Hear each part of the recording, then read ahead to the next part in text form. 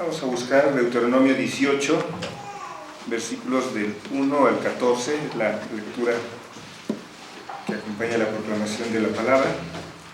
Deuteronomio 18. Vamos a ponernos de pie a hacer esta lectura de forma alternada. Deuteronomio 18, versículos del 1 al 14. Los sacerdotes levitas, es decir, toda la tribu de Leví, no tendrán parte ni heredad en Israel, de las ofrendas quemadas a Jehová, y de la heredad de él comerán. No tendrán pues heredad entre sus hermanos, Jehová es su heredad, como él les ha dicho.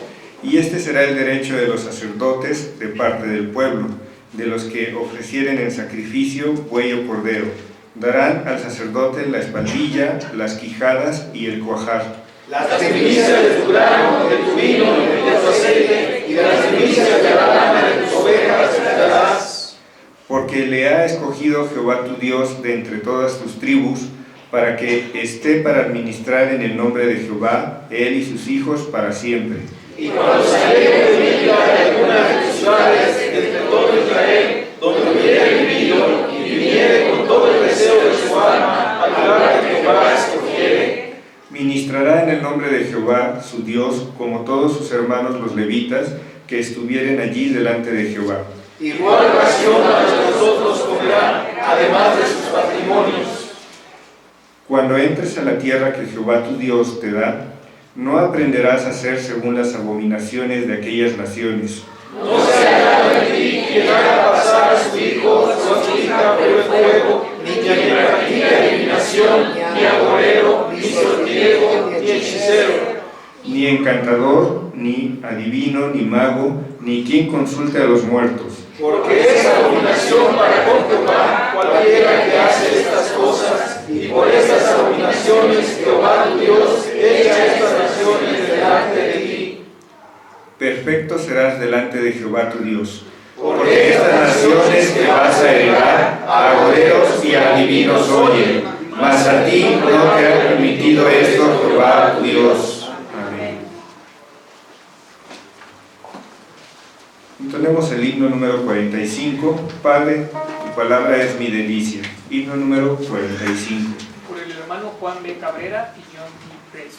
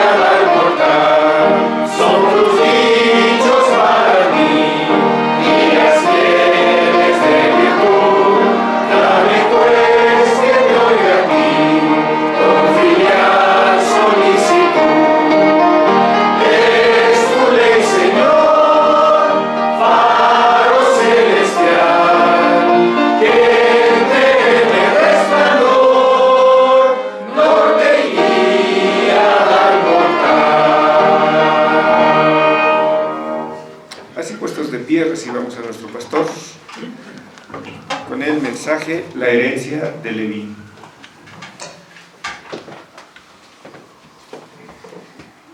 Abramos, hermanos, la escritura en el libro de Josué, donde haremos una lectura que no abarca más que algunos pocos versículos. El primero lo encontramos en el capítulo 13, leeremos el versículo 14, de ahí el versículo 33. Luego el capítulo 14, versículos 3 y 4. Hagamos esa lectura, hermanos. Dice el versículo 14, capítulo 13: pero a la tribu de Leví no dio heredad, los sacrificios de Jehová, Dios de Israel, son su heredad, como él les había dicho. Mas a la tribu de Leví no dio Moisés heredad, Jehová, Dios de Israel, es la heredad de ellos, como él les había dicho. Porque a las dos tribus y a la media tribu les había dado Moisés heredad al otro lado del Jordán, mas a los levitas no les dio heredad entre ellos, porque los hijos de José fueron dos tribus, Manasés y Efraín, y no dieron parte a los levitas en la tierra, sino ciudades en sus bases, con los ejidos de ellas para sus ganados y rebaños. Amén. Bendito y soberano Señor, te damos gracias por darnos, Señor, el poder reunirnos, poder, Señor, unir nuestros corazones, nuestras voces, Padre, en la alabanza, pero también ahora, Señor, unirnos en la lectura de tu palabra, y asimismo, Señor, rogarte que obres de tal manera en nosotros, por tu Espíritu Santo, que entendamos, Señor, tu voluntad, y también estemos en la disposición pronta para cumplir lo que de nosotros pides. Te damos estas gracias, Señor, y a la vez esta petición en Cristo nuestro Salvador. Amén. Amén. Tomen sus lugares, amados hermanos.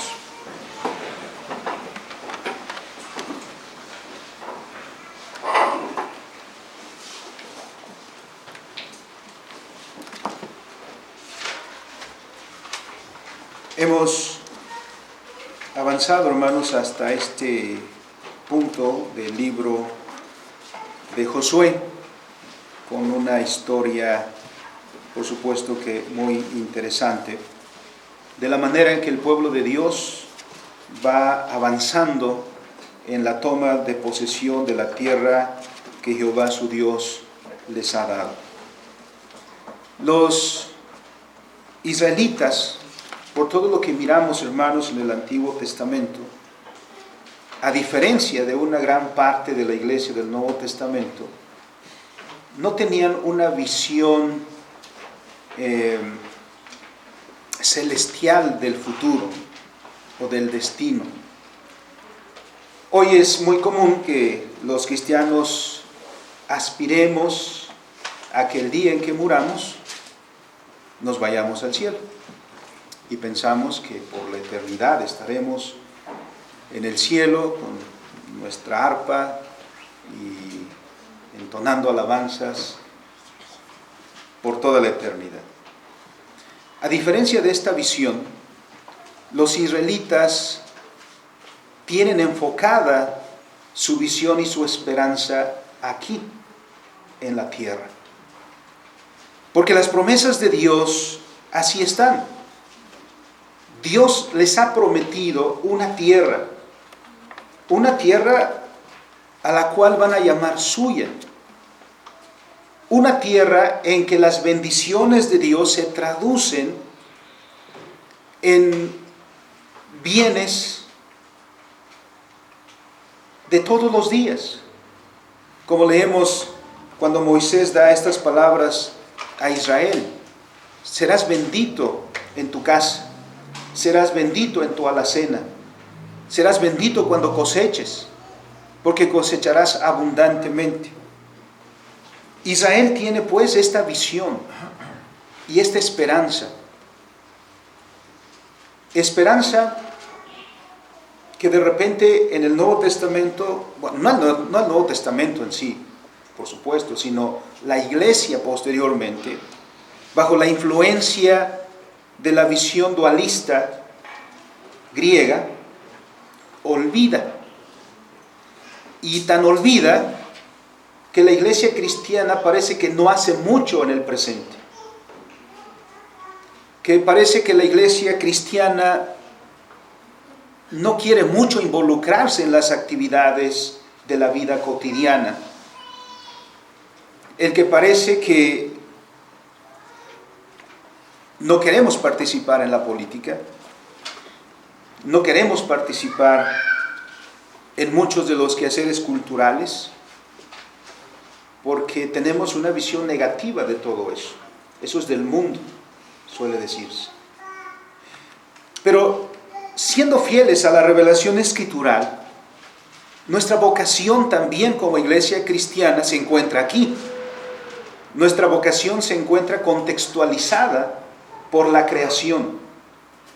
Se encuentra contextualizada por todo el orden cósmico establecido por Dios. Y esta es una visión que queremos recuperar, hermanos, y que la encontramos muy bien precisamente aquí en el libro de Josué.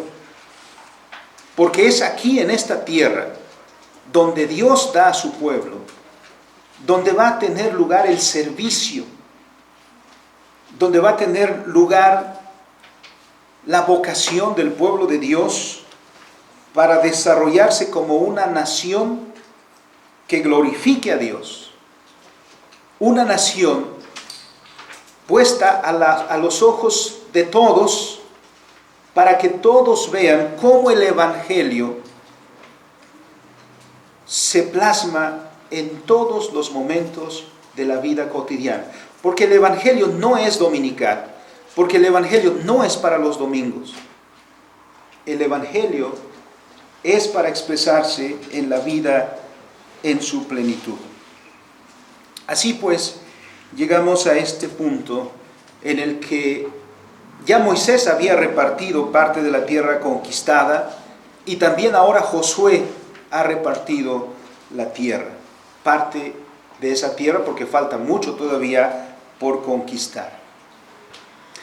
Pero todos sabemos, hermanos, lo difícil que es repartir. Creo que algunos han tenido esa tarea y se requiere dones especiales quizá para eso. En algo tan sencillo como repartir un pastel, no todos quizá lo pueden hacer, o le sobra mucho o le falta mucho. Y por otra parte es porque aquellos que reciben probablemente nunca se queden satisfechos. Desde los niños que reclaman, ¿por qué a mi hermanito le diste más que a mí? Porque siempre están en esa observancia de a ver quién recibe más. Y siempre se queja de que no se le hace el mismo trato que a su hermano. Los adultos no somos menos complicados. Los hermanos se pelean por la herencia. Cuando tienen a sus padres todavía, que es posible que le digan a su padre, ¿por qué a mi hermano le diste más que a mí? Porque quizá al hermano le tocó la casa y al otro le tocó el automóvil. Y hay muchos que están a disgusto con aquello que les ha tocado. Pero aquí hay algo muy importante. Porque si bien Josué ha de repartir esa tierra, no lo ha de hacer a capricho suyo, sino siguiendo el ordenamiento que Dios da. La tierra se ha de repartir por suertes, dice el texto, lo cual no quiere decir que es una lotería, sino más bien quiere decir que ha de ser guiado por Dios. Y es entonces Dios quien guía la distribución, asignándole a cada tribu lo que Dios tiene a bien darle a cada una, para que cada tribu esté conforme con la tierra que le tocó.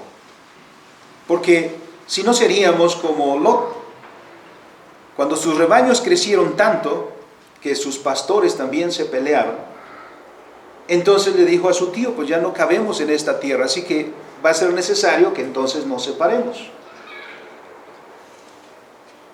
y siendo él el sobrino, y siendo Abraham su tío, la cabeza del pacto, ni tardo ni perezoso, Lot escogió la mejor parte. Siguiendo su vista, escogió lo mejor, dejando a Abraham el desierto. Porque así somos. Si se trata de elegir para nosotros, buscamos lo mejor, lo más cómodo, lo más abundante, lo más delicioso. Pero aquí no sucede de esta manera. En la tierra prometida no sucedió lo que sucedió en la conquista del viejo oeste, donde todos avanzaban y ponían su bandera ahí para decir, reclamo esto como mío. Aquí, las tribus van recibiendo aquello que Jehová está asignando y deben estar contentos con aquello que reciben. Pero hay una tribu, diríamos que se quedó como el chinito, solo está mirando, porque ya le tocó a Rubén, porque ya le tocó a Gad, porque ya le tocó a Manasés, porque ya le tocó ¿a quién más?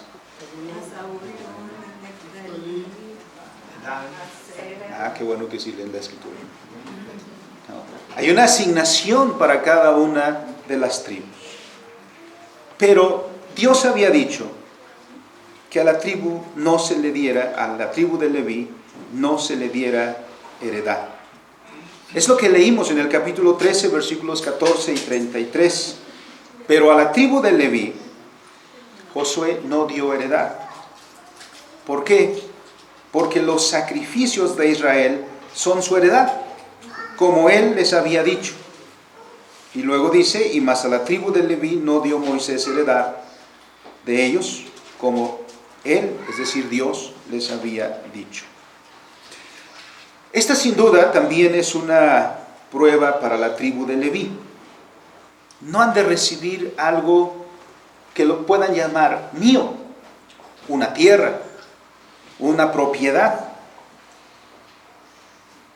Porque hay algo muy interesante, porque Dios mismo dice que la heredad de Leví es Jehová mismo. Y esto, hermanos, es muy interesante. Porque no solo es la heredad de Leví, sino es la heredad de todo cristiano. Es la heredad de todo hijo de Dios. Pero aquí hay una lección, por supuesto, muy interesante que Dios quiere que aprendamos. Que si bien recibimos las bendiciones de Dios, nuestra mayor posesión y más preciada posesión es Dios mismo.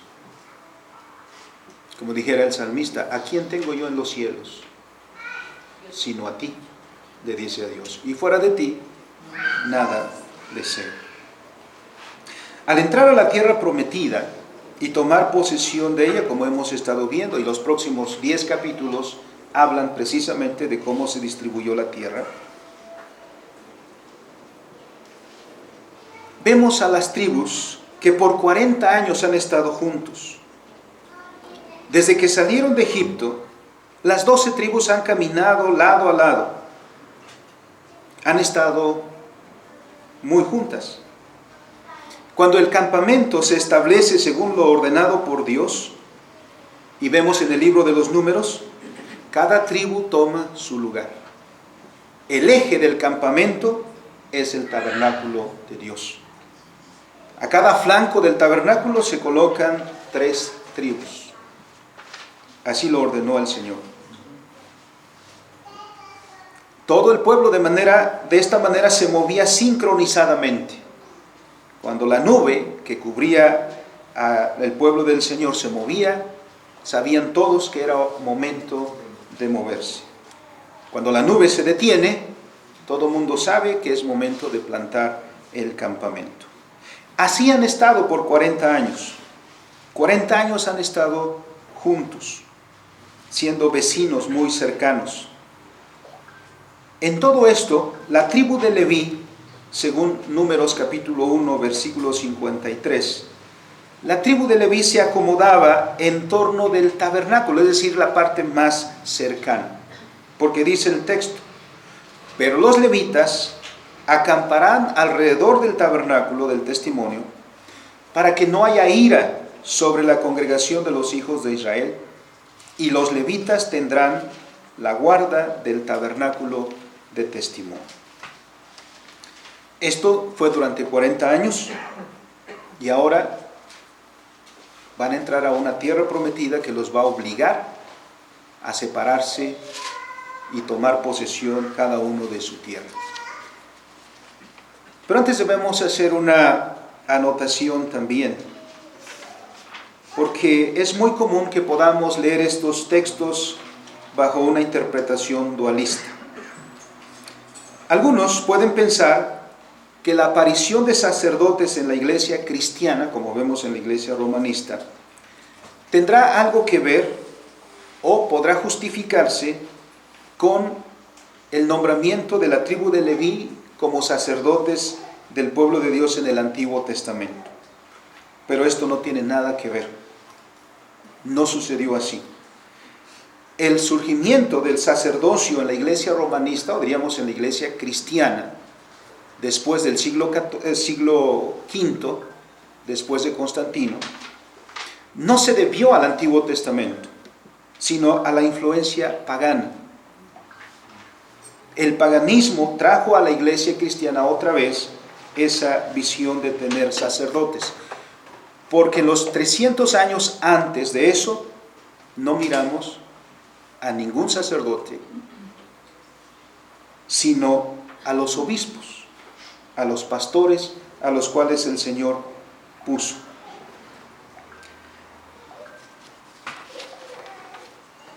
Con una visión dualista, se llevó a la consideración, después de todo esto, que en la iglesia había dos tipos de cristianos. Unos cristianos superiores o más cercanos a Dios que otros. A estos les llamaron el clero. A los cristianos, que podría llamarse peyorativamente como cristianos de segunda, que era todo el resto de la gente, se les llamó laicos. Esta división entre el clero y los laicos no es bíblico. Esta es una visión dualista. En las Escrituras solo miramos un pueblo de Dios, y la distinción solo es de oficio, de vocación, la cual viene del Señor. Pero no hay cristianos superiores o más santos que otros. Todo el pueblo de Dios es santo porque ha sido dedicado para el servicio del Señor.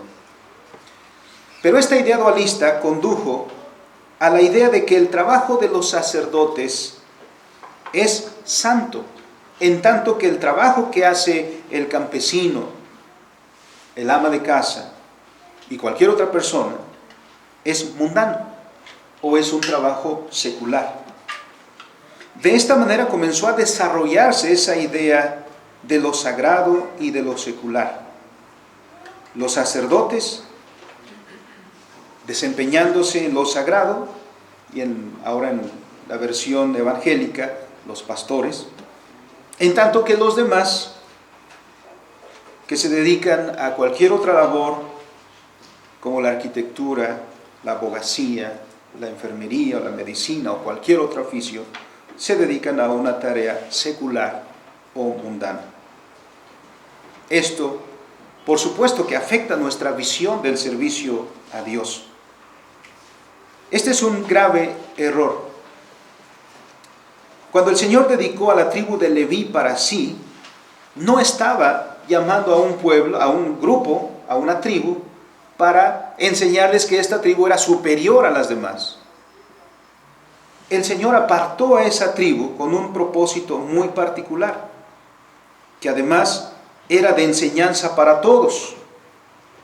Este era un recordatorio constante para todo el pueblo de Dios, que todo el pueblo es propiedad de Dios y es un pueblo santo. Ha sido apartado y ha sido dedicado 100% para Dios. y 100% en los términos del pacto. Miremos en Éxodo capítulo 19, versículo 6. Estos son los momentos preparatorios del establecimiento del pacto, porque en el capítulo 20 tenemos la promulgación de la ley. Pero antes de suscribir entonces el pacto del Sinaí, leemos estas palabras que Dios le dice a su pueblo: y vosotros, no dice una tribu, las 12 tribus, y vosotros me seréis un reino de sacerdotes y gente santa. Entonces no es en principio una parte del pueblo que es santa versus otra parte que no lo es o que no lo es tanto. Toda la nación de Israel está dedicada a Jehová y por lo tanto todos deben escuchar atentamente la palabra de Jehová que expresa su voluntad. ¿Por qué? Porque todo el pueblo de Israel ha sido apartado con el único propósito de servir a Jehová.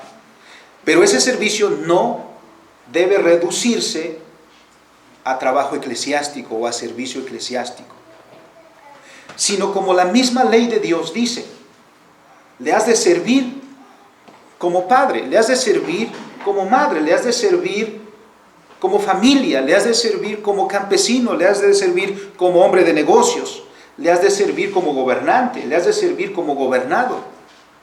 Las leyes de Dios abarcan toda la vida, porque en cualquier oficio que ejerza cualquier cristiano, como cualquier israelita, ahí está sirviendo a Dios. Ese es su oficio, esa es su vocación, y está contextualizado por el pacto. Por eso es que ninguna parte de nuestra vida, hermanos, es secular. Ninguna parte, ningún aspecto de nuestra vida es mundana. Por eso el apóstol Pablo dice: si comes y si bebes, dos cosas tan comunes, tan cotidianas para nosotros, ¿no? Que apenas nos levantamos, bebemos, comemos y muchas otras cosas. Dice el apóstol Pablo: todas esas cosas hazlas para la gloria de Dios, porque está calificado por esa relación que tenemos con Dios. Entonces, no es que un pueblo o una tribu en este caso sea superior a sus hermanos, sino que Dios le está llamando para desempeñar una vocación muy particular, que además le debe recordar a todos los demás su común compromiso. Un pueblo santo, un pueblo dedicado a Jehová, un pueblo llamado para servir a Dios. Veamos ahora el llamamiento de los levitas particularmente, ¿no? Que a muchos les gusta una marca que precisamente nace de aquí, ¿no? De Leví, solo que le dicen Levi porque es en inglés, pero viene de aquí, de los levitas. Si todo el pueblo es santo, Dios apartó, que quiere decir también santificó a una tribu, para que les sirviera de manera muy particular. Miramos Deuteronomio capítulo 10, versículos 8 y 9. Porque esto es lo que significa santificar: apartar, dedicar o consagrar. Es decir, tomar algo para un uso específico, un uso particular. Así como nosotros santificamos algunas cosas, ¿no? Cuando en nuestra familia nos ven bien vestidos, se suele llamar que es ropa de domingo, ¿no? Porque no la usamos todos los días, y nosotros tampoco la usamos todos los días, sino específicamente para usar el domingo. Eso es santificar. Bueno, leamos entonces Deuteronomio capítulo 10, versículos 8 y 9, por favor, si alguien lo tiene. En aquel día apartó Jehová a la tribu de Leví para que llevase el arca del pacto de Jehová, para que estuviera delante de Jehová para servirle y para bendecir a su nombre hasta hoy. por lo cual Leví no tuvo parte ni heredad con sus hermanos. Jehová es su heredad, como Jehová tu Dios le dijo. La decisión es de Jehová. Y la decisión de Jehová es que la tribu de Leví se dedique exclusivamente a servirle a él en la administración del tabernáculo. Leemos luego en la misma escritura que la tribu misma de Leví, por sus familias, se distribuyen todas las tareas del tabernáculo. Funcionan como un pequeño ejército. Cuando el Señor dice que hay que moverse, hay una familia que se dedica a desmontar las cortinas, a guardar los postes que las sostienen. Hay otra familia que es la que va a portar el arca y los utensilios. Hay otra familia que van a llevar otras muchas cosas. Entonces, la tribu de Leví está encargada de este trabajo particularmente. Entonces dice, para que estuviese delante de Jehová, para servirle. Pero eso no significa que las otras tribus están exentas entonces de servir a Jehová. Lo que está diciendo es un servicio muy particular. Dice, y para bendecir en su nombre hasta hoy, por lo cual Leví no tiene parte ni heredad con sus hermanos. Es decir, los israelitas que reciben la tierra que Dios está dando, están destinados a cultivarla.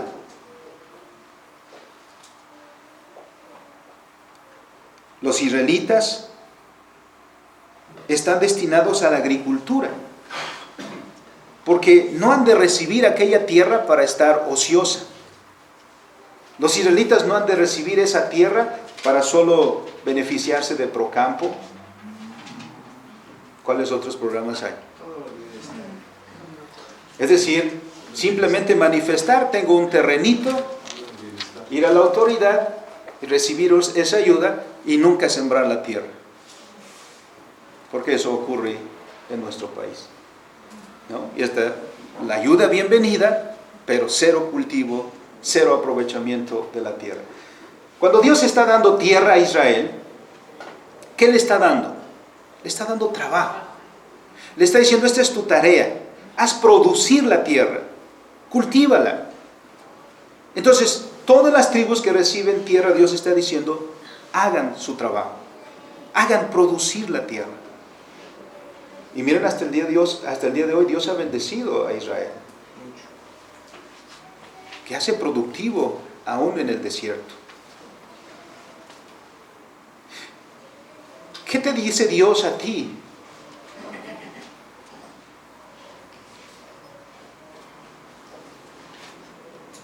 ¿Ya miraste tus talentos? ¿Ya miraste los dones que tienes? Los dones y los talentos que Dios te ha dado y los bienes que Dios te ha dado. ¿Qué te está diciendo Dios con eso? ¿Que los puedes mantener ociosos? ¿O te vas a presentar delante del Señor como aquel que dice, ¿no? Ya todavía le estaba quitando la tierra, y le dice, Señor, tú me diste un talento, entonces, Señor, aquí tienes el talento que me diste. Nuevecito.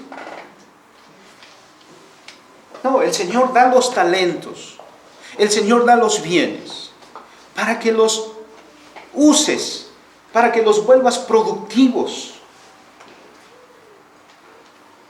Todo eso viene del Señor. Por eso no separamos lo espiritual de lo secular. Toda tarea es espiritual, porque en toda tarea somos movidos por un principio religioso. Actuamos como cristianos, pensamos como cristianos, hablamos como cristianos. ¿O qué pensó usted cuando se comenzó este debate sobre los libros de texto? En ese momento, cuando usted escuchó y reaccionó o no reaccionó, en ese momento se evidenció su cosmovisión. En ese momento se evidenció el espíritu que le gobierna a usted. Si usted dijo estoy de acuerdo, ya dio evidencia de su compromiso de fe. Y si dice no estoy de acuerdo, ya dio evidencia de su compromiso de fe. Así lo hacemos en todos los órdenes de la vida. Miramos una pintura y nos dicen, mira, este es el arte más excelso. ¿Qué opinión tienes? Vas a manifestar tus convicciones más profundas. Dios nos ha dado, hermanos, todo eso para vivir, para desarrollarlo. Y Dios quiere que su pueblo lo desarrolle, así que le ha dado a gran parte del pueblo la tierra para la agricultura, para la ganadería, para hacerlo productivo, para construir casas, para establecer sociedades, para establecer mercados, intercambios económicos. Israel ha de ser una nación en toda la extensión de la palabra. Pero ¿qué necesita antes que todo eso? Porque toda esta prosperidad viene como fruto del pacto. ¿Qué es lo que necesita por sobre todas las cosas? Enseñanza de la ley.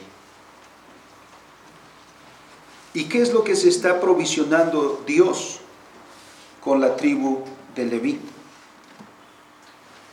Vayamos a la lectura que hicimos de principio, hermanos, de Deuteronomio, capítulo 15.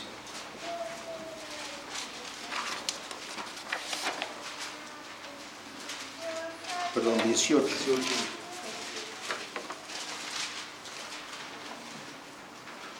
¿Por qué dice el Señor que la tribu de Leví no tendrá parte ni heredad en Israel, sino que será su servicio la ministración en la casa de oración?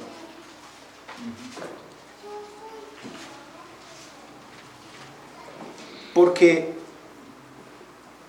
Dios está llamando a los levitas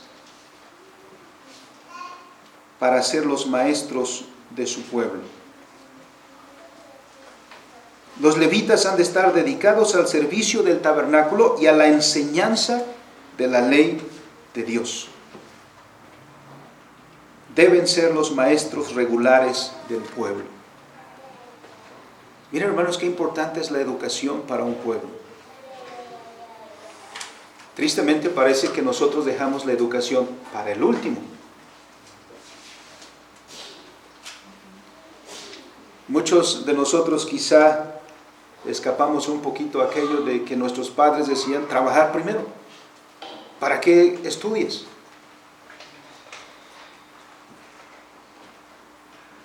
¿Por qué la educación es tan importante? Y para el pueblo de Dios es tan importante. Porque eso es lo que hace al pueblo ser lo que es.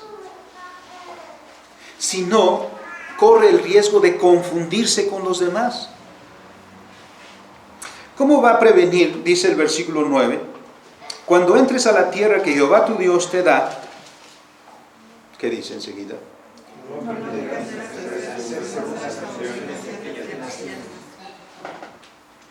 Cuando tu hijo, padre de familia, cuando tu hijo entra a la secundaria,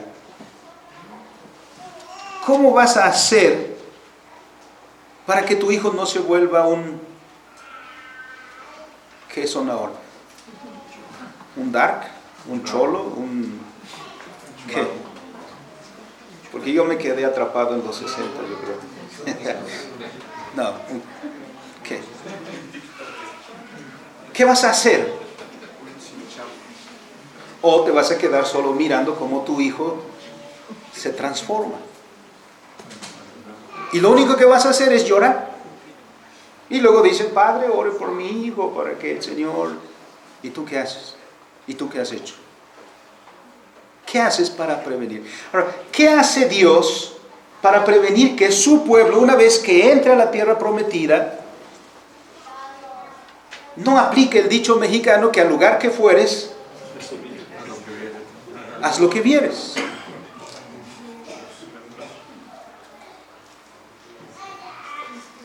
¿Qué hace Dios? Porque miren cómo ha cuidado Dios a su pueblo. Desde que llegó a Egipto, Dios no permitió que los israelitas vivieran en la misma colonia, en la misma calle que los egipcios, sino se cuidó de ponerlo en Gosén, de aislarlo. ¿Por qué lo aisló Dios? Para preservar su identidad. Para que su hijo siga llamándole con todo el gozo papá. Para que el hijo se sienta orgulloso de ser el hijo de quien es.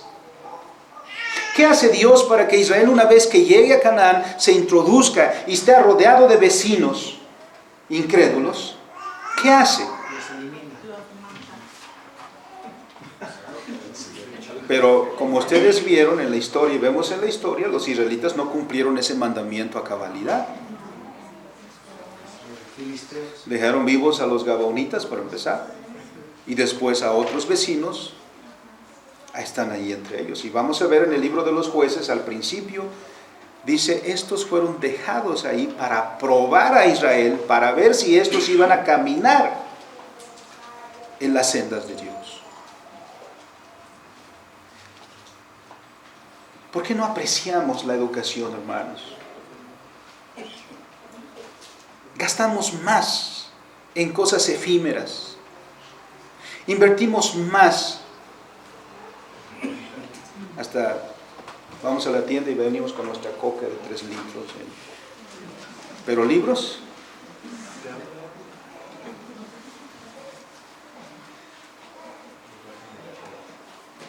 Nuestra casa está llena de botellas y de latas. Y el librero que tenemos llora de tristeza porque no hay nada. La educación es fundamental.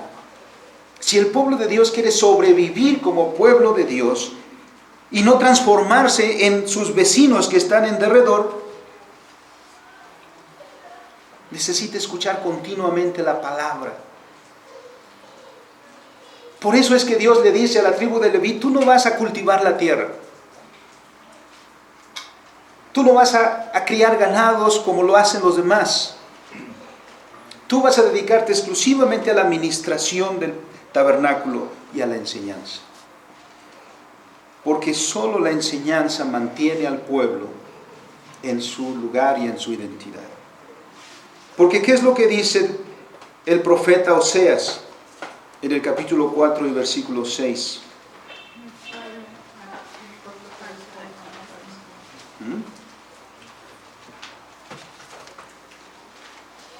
Dice el profeta,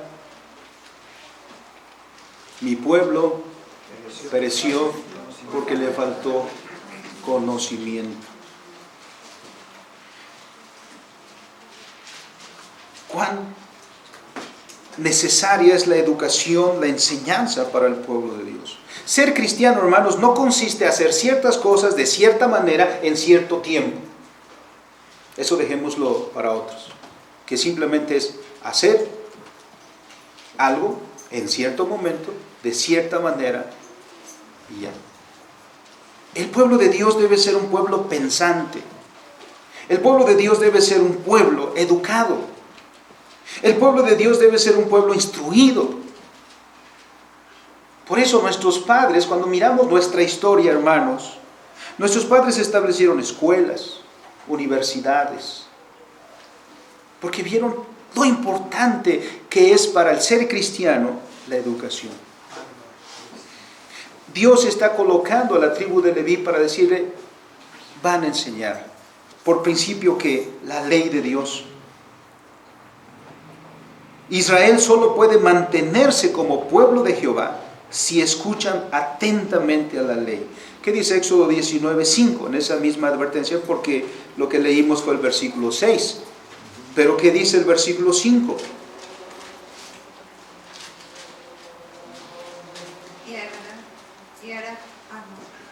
Ahora pues, si diereis oído a mi voz y guardaréis mi pacto, vosotros seréis mi especial tesoro sobre todos los pueblos, porque mía es toda la tierra. La primera parte. Dios le dice, ahora pues, sí. ¿Qué dice? Si escuchas mi voz, si atiendes a mi voz y guardares mi pacto. Esas dos cosas van muy unidas. No se puede guardar el pacto si no hay entendimiento de la voluntad de Dios. Y entendiendo la voluntad de Dios, lo coloca inmediatamente en el pacto. No se pueden separar estas dos cosas. Y solo dice Dios después de eso: si haces esto, es entonces que serás mi especial tesoro.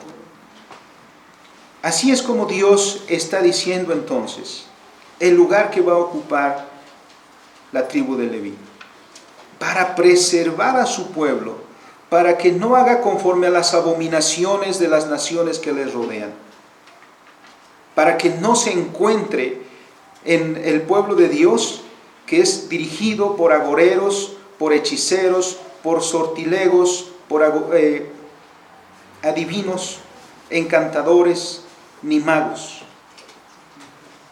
Porque ¿dónde es donde surgen todos estos? Donde no hay dirección. Donde no hay dirección, la gente se guía por estos. Donde no hay conocimiento de la voluntad de Dios, el adivino, el hechicero, el sortílego, el que echa suertes, el que lee el horóscopo, quien hace esas cosas no tiene dirección, no conoce dirección. Es por eso que Dios prohíbe en su pueblo que haya estos, porque ha provisto la dirección única y verdadera, que es la ley, y los maestros que la han de enseñar. Ahora, ¿los levitas deben estar tristes porque no tienen una tierra? No. Porque además la pregunta ahora, entrando a la tierra, es: todos veníamos juntitos desde Egipto y ahora se van a distribuir. La gran pregunta es: ¿y cómo nos mantenemos unidos? ¿Y cómo mantenemos la fe viva? Leímos que ahora Israel ha de dedicar ciudades para que las habiten los levitas. ¿Por qué? Porque lo único que va a mantener unido al pueblo todo es la fe, la ley, la verdad. Concluyendo, hermanos, porque el tiempo nos apremia. Es la herencia de los levitas. Por el orden de Jehová, la subsistencia de los levitas estaba garantizada por la provisión que el Señor hace para los suyos. Números capítulo 18.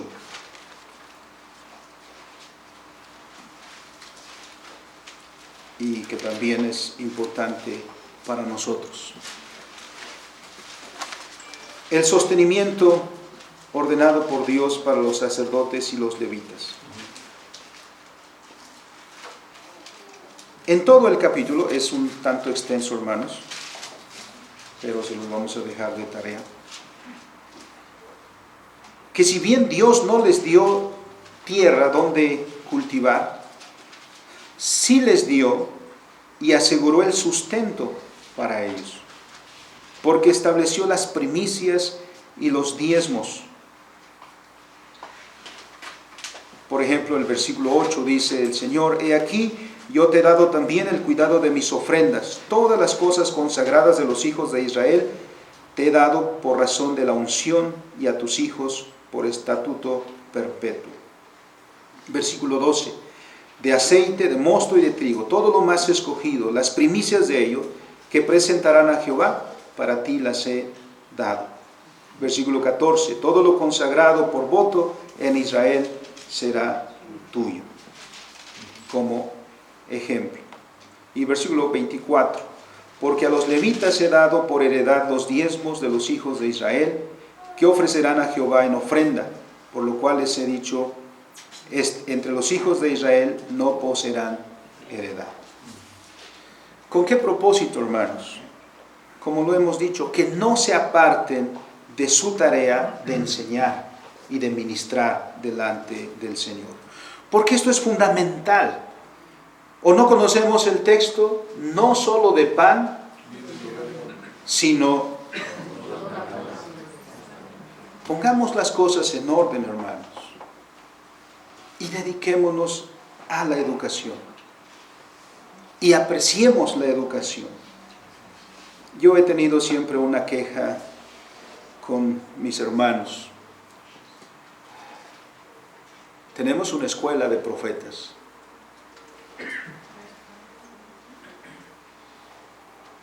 Pero las actividades de esta escuela de profetas son desatendidas por la misma iglesia que les dio origen. Tenemos conferencias. ¿Cuántos de nosotros apreciamos las conferencias?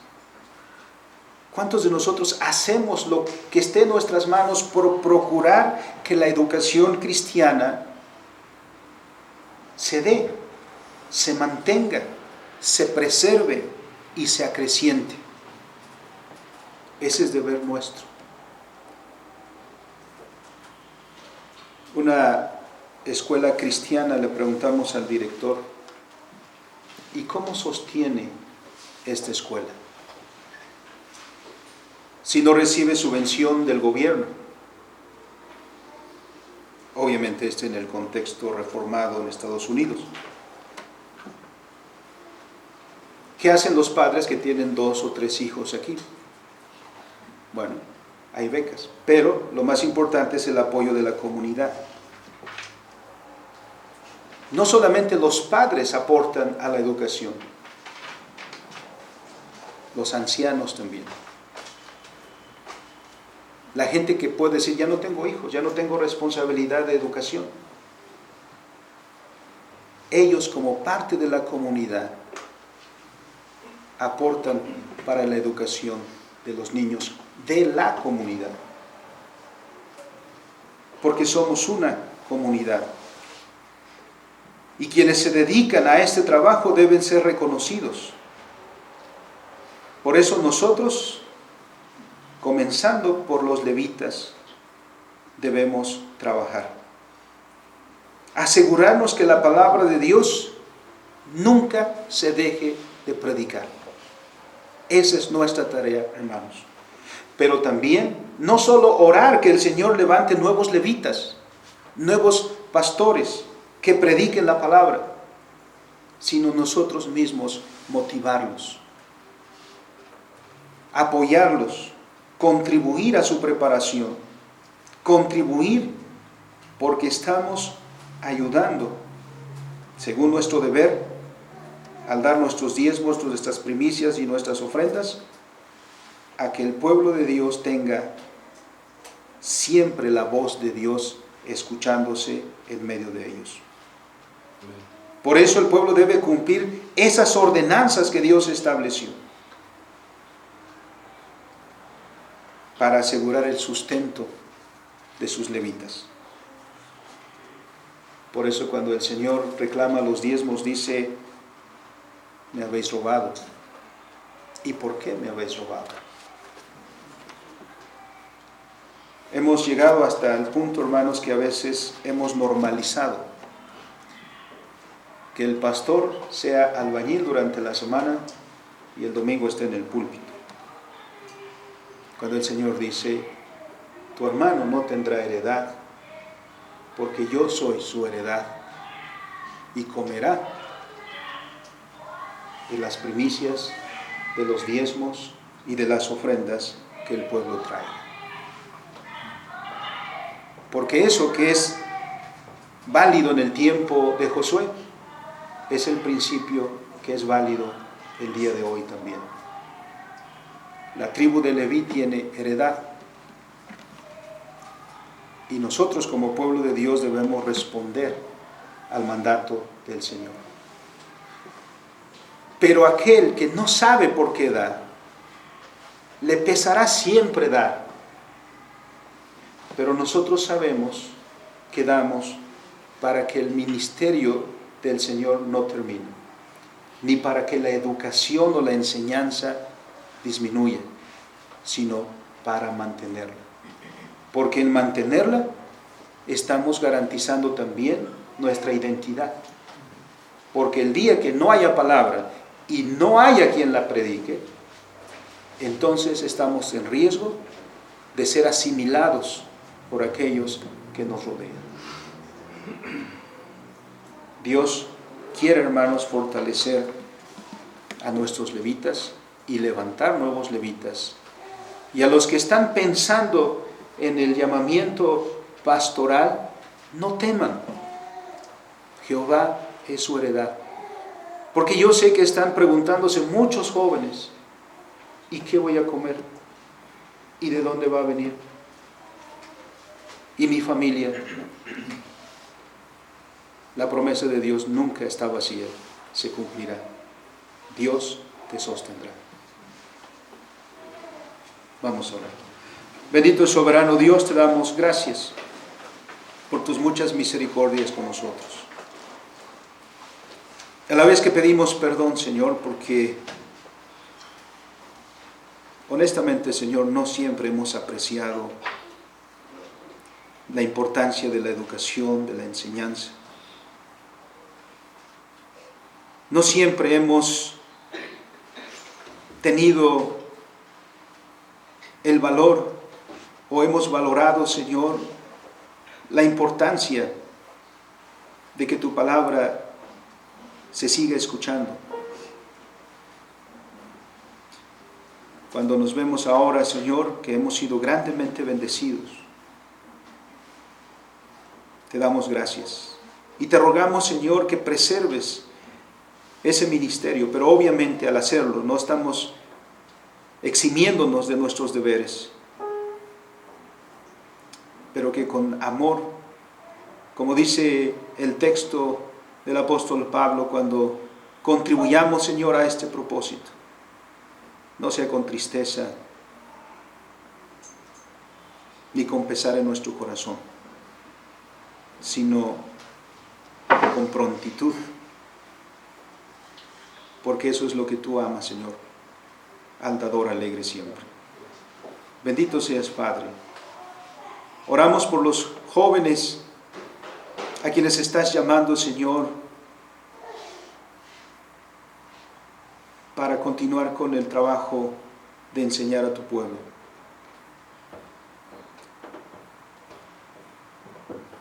Señor, calma sus dudas o sus inquietudes y afirma, Señor, tu llamamiento. Gracias, Padre. Te rogamos, tú nos bendigas. Te lo pedimos encarecidamente en Cristo nuestro Señor. Amén. Amén.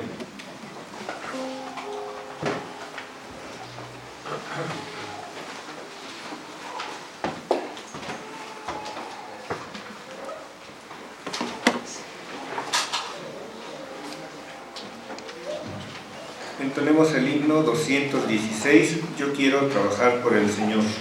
Himno 216. Por el hermano Pedro Grado y